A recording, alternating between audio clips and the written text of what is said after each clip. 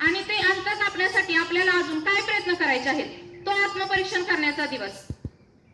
स्त्री ही ग्रामीण भागातील असो किंवा शहरी भागातील असो, प्रत्येक स्त्रीला ही समान संधी मिळालीच पाहिजे। सामाजिक, राजकीय, शैक्षणिक, आर्थिक साधनं ही तिची गरज नसून हा तिचा अधिकार आहे।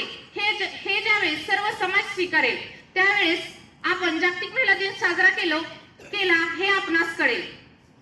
ज्यावेळेस ग्रामीण भागातील स्त्री ही अविरतपणे कष्ट करते, ती कुठेही आपल्या नावाचा गाजावाजा करत नाही, तिच्या हाताला पडलेले घटे ही तिच्या कार्याची साक्ष देतात, तिच्या कपाळातून गळालेला घाम हे तिच्या कर्तृत्वाचे मोल आहे। आपण तिच्या अन्यायाविरुद्ध लढा उठवला पाहिजे, तिच्या हक्कासाठी आवाज उठवला पाहिजे, कारण स्त्री ही केवळ प्रेरणा नाही तर ती आत्मनिर्भरता आहे, ती केवळ देवता नाही तर ती आर्थिक स्तंभ आहे, ती घराचा पाया आहे, त्याचबरोबर देशाचा आधारस्तंभ सुद्धा आहे।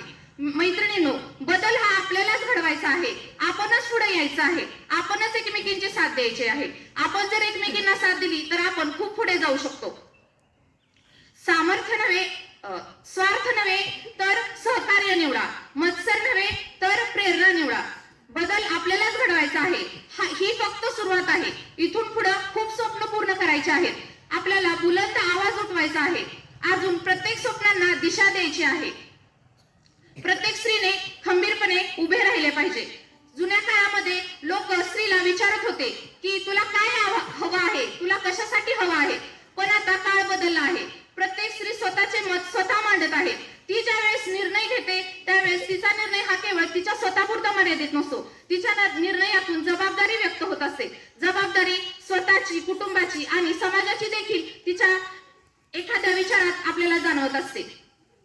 जर स्त्री पुढे आली तर समाज पुढे येईल। एका स्त्रीने पूर्ण साम्राज्य घडवलेले आहे। आपण इतिहासात बरीच अशी उदाहरणं पाहिलेली आहेत की स्त्री उभी राहिली तर एका स्त्रीमुळे अनेक साम्राज्य घडले, लोकांनी तिला साथ दिली तर आपण आपलं साम्राज्यही टिकवू शकतो। जुन्या काळामध्ये आपल्याला अनेक स्त्रिया नेतृत्व करताना दिसल्या।